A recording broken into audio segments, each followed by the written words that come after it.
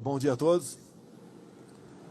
A solidariedade é uma marca do povo brasileiro.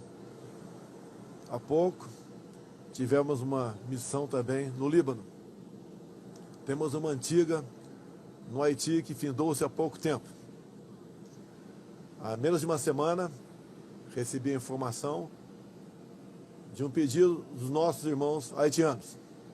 Rapidamente, com as Forças Armadas, com o nosso corpo diplomático, entre outras instituições, essa missão foi rapidamente programada.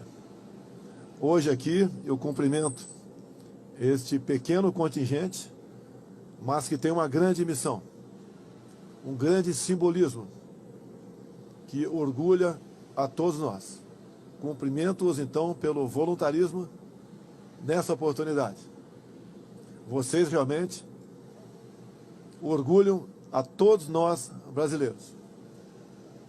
E o que a gente mais deseja agora, todos os 210 milhões de brasileiros, que vocês tenham sucesso nessa jornada e que Deus os acompanhe neste momento que aqueles nossos irmãos haitianos ainda sofrem com mais uma catástrofe. Muito obrigado a todos.